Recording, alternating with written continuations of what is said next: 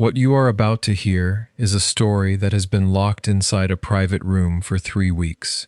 A story that started with a phone call nobody expected, and ended with two brothers standing on opposite sides of something that may never fully heal. A story about aggression, about years of accumulated pain finally breaking through the surface. About two men who grew up in the same house, who have become strangers to each other in ways that neither of them fully anticipated. Hello, friends. My name is James, and you are watching Royal Daily Report, your #1 source for the most exclusive and most shocking royal stories on the internet. If you are new here, hit that subscribe button right now, because tonight we are going somewhere no other royal channel has gone. The room where Harry and William finally lost their composure with each other. And if you have been with us from the beginning, you already know. We never hold back. We never pull back. Let us get into it. And before we go one single word further, if you are not subscribed to Royal Daily Report, you are missing the most exclusive royal coverage anywhere on the internet right now. Hit that subscribe button. Turn on those notifications. Because this story is the most explosive thing we have covered in months, and the follow-up is coming very soon. Subscribe now. Let us get into it. Our source is someone who exists on the periphery of both worlds, someone who has maintained relationships with people in William's circle and people in Harry's circle throughout the entire 6 years of this family rupture, someone who came to us this week and said, "I have watched these two men communicate through intermediaries and palace statements and carefully managed silence for years. And last week that ended. Last week something broke through all the management and all the careful distance and all the institutional machinery that has been keeping them apart. And what came through was not diplomatic. It was not managed. It was two brothers finally saying to each other the things that 6 years of distance had compressed into something that could no longer stay contained. It started with the court verdict. Our source says William had been following the Daily Mail case closely, not publicly, not through any statement or official palace response, quietly. The way William follows everything connected to Harry quietly from a distance, with an attention that people around him describe as total, and a reaction that he rarely lets anyone see directly.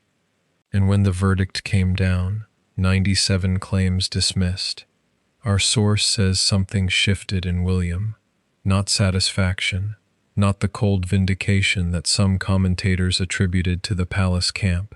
Something more complicated and more painful than that. Something that our source describes as the specific grief of watching your brother be publicly humiliated, and finding that you cannot feel pure sympathy for it because your brother's actions over the past 6 years are the reason you cannot feel pure sympathy for it. The grief of loving someone and being angry at them at exactly the same moment and not being able to separate the two feelings, because they are both completely real.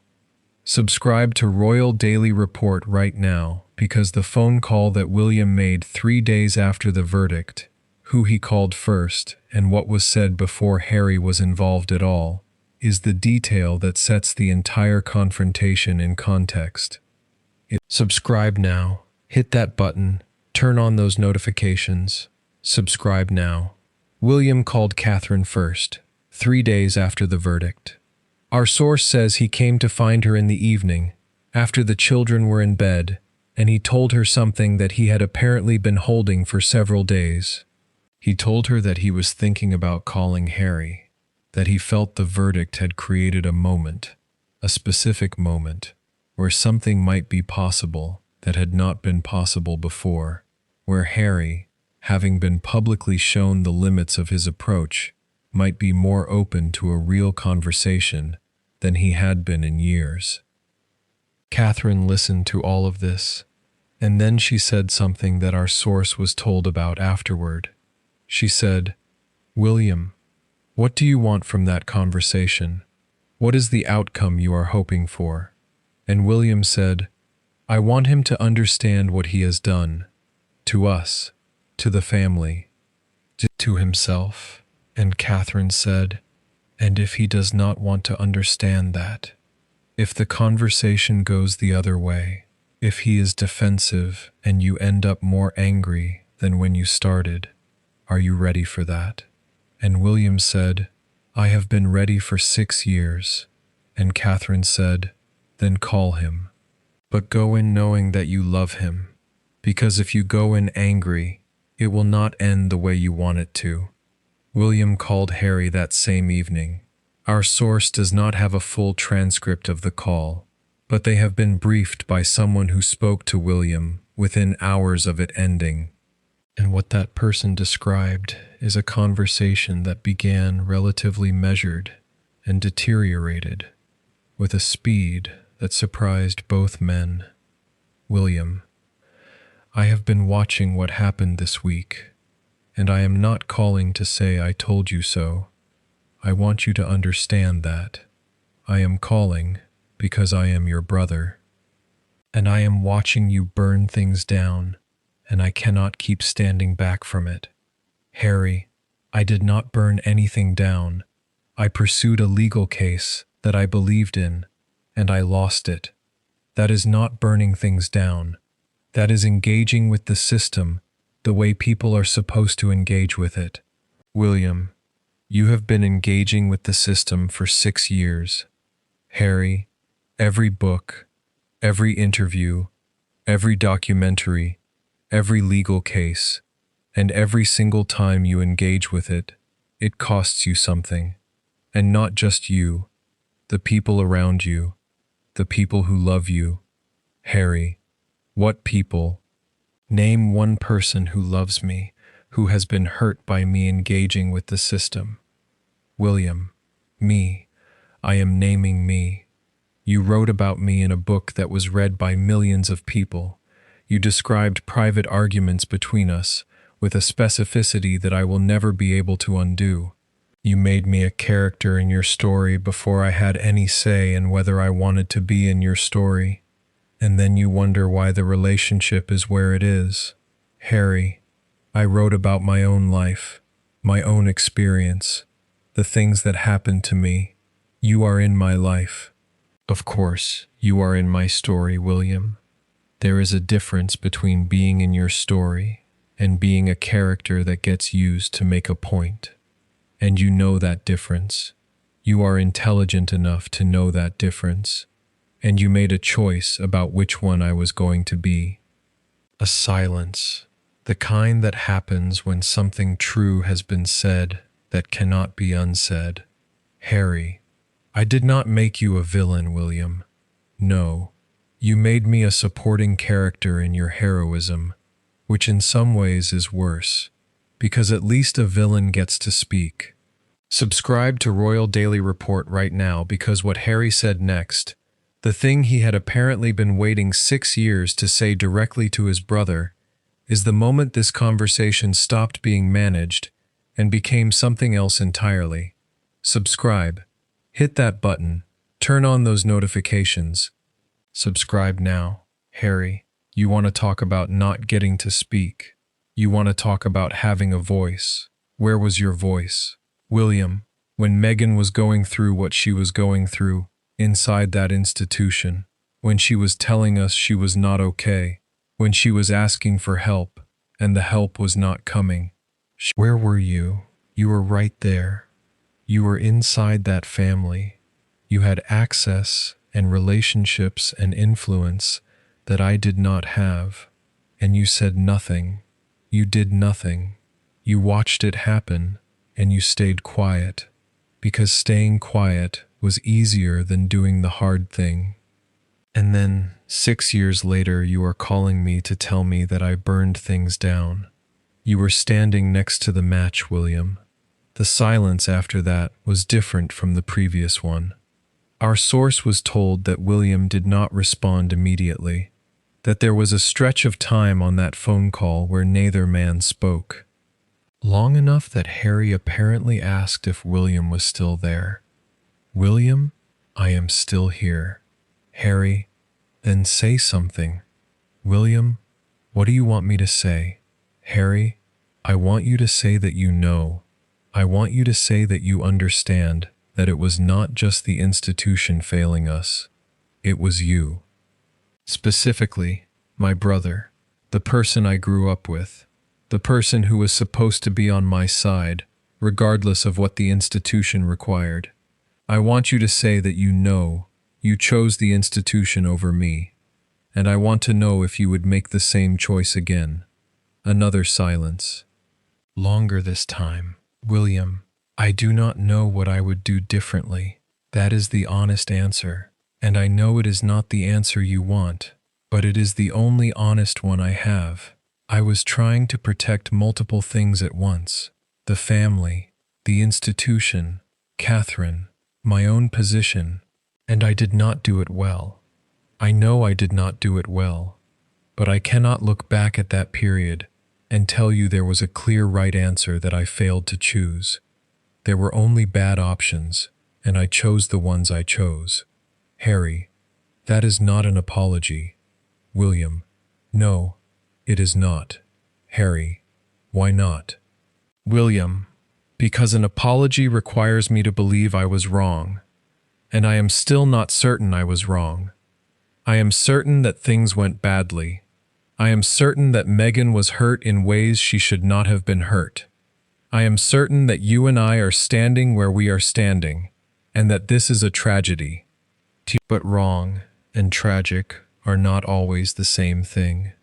Sometimes people make the best decisions available to them, and the outcome is still terrible, and I am not willing to carry the full weight of what happened as though I was the only person who made decisions during that period. Harry, I am not asking you to carry it alone. I am asking you to carry your part of it. William, I am trying to understand what my part is. That is the honest truth. I am genuinely trying to understand it. Harry, that is not enough, William. After 6 years, that is not enough. Well, the conversation became more heated from that point. Our source says it moved into territory that was less about specific incidents and more about the accumulated weight of 6 years of silence and distance and managed communication. Both men said things that were too sharp. Both men heard things that landed harder than they were perhaps intended. Harry apparently said at one point that he was tired of being the brother who was expected to do all the reaching, that every gesture toward reconciliation had required him to extend himself, while William stayed still and waited. William apparently said at one point that it was considerably easier to extend gestures of reconciliation from 5,000 miles away than from inside the institution that Harry had spent 6 years publicly attacking. Both of those things are probably true, and both of them, knowing that they are both probably true, made the conversation harder, not easier. Subscribe to Royal Daily Report right now, because the moment the call shifted from confrontation to something else, and what William said in the last 5 minutes, that our source says has stayed with everyone who was told about it, is the part of this story that changes how you read everything else. Subscribe now. Hit that button. Turn on those notifications. Subscribe now. Our source says the call lasted just under 2 hours, and that approximately 90 minutes in, something shifted. Not dramatically, not with a grand gesture or a moment of breakthrough reconciliation. Something quieter and more fragile than that. Harry apparently said something about their father, about Charles being sick, and about the feeling that every conversation about what happened between them was also a conversation about running out of time to resolve it. And William's response to that, according to the person who was told about this call within hours of it ending, was the thing that nobody who heard it has been able to forget. William said, "I know Dad is running out of time. I think about it every day, and I want you to know something that I have not said to you directly before. And I want to say it now because I do not know when we will have another conversation like this, and I do not want to reach a point where I wished I had said it. I miss you, not the situation, not the version of us that exists in the middle of all of this noise. I miss my brother, the person you were before any of this started, the person I grew up with. I miss him, and I know we cannot go back to that. I know too much has happened, and too much has been said, and too much has changed. But I want you to know that the missing is real. Whatever else is true, the missing is real. Harry apparently did not speak for a long time after that. And when he did, the aggression that had characterized the earlier part of the conversation was gone. What replaced it was something quieter, and something that the person who briefed our source described as the sound of someone putting down something very heavy. Harry, I miss you too. I do not say that easily. You know, I do not say things easily when they cost something. But I miss you too. The call ended shortly after that.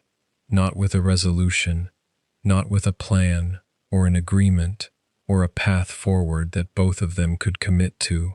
Just two brothers who had said true and painful and real things to each other in ways that had not been possible for years. Who had been aggressive with each other and then found something underneath the aggression that was more important than winning the argument.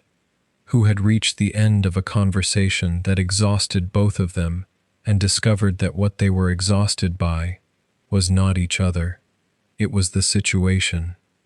The 6 years, the management and the distance and the institutional machinery that had been substituting for actual communication between two people who grew up in the same house and who, despite everything, still know each other in the specific, irreplaceable way that only brothers do. Our source says the person who spoke to William afterward described him as drained in a way they had not seen him before. Not angry, not vindicated, not satisfied, just drained. The way people are drained when something that has been locked up for a long time finally moves. When a door that has been stuck for years opens even slightly, and the effort of opening it turns out to be exactly as enormous as you feared it would be, and also exactly as necessary. They have not spoken again since that call. Our source does not know what comes next. Nobody knows what comes next. The path from here to whatever healing might eventually be possible between these two men is not visible from where anyone is currently standing. The things that were said are now out in the world between them in a way they were not before.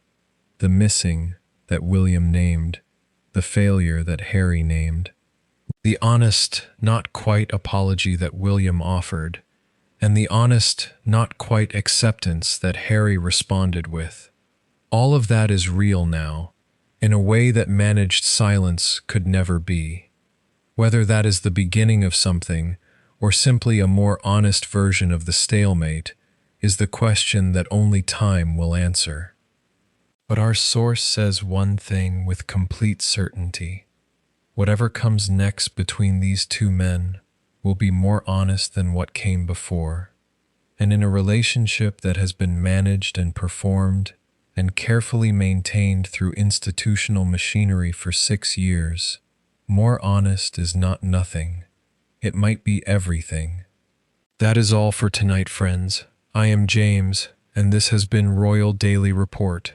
If this story hit different for you tonight, hit that like button right now. Subscribe if you have not already, and turn on those notifications, because we are here every single week with the stories that go deeper than any headline.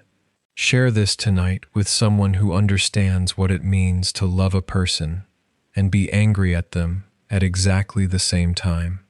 I will see you in the next one. Until then, stay informed, stay curious, and stay royal. Goodbye, friends.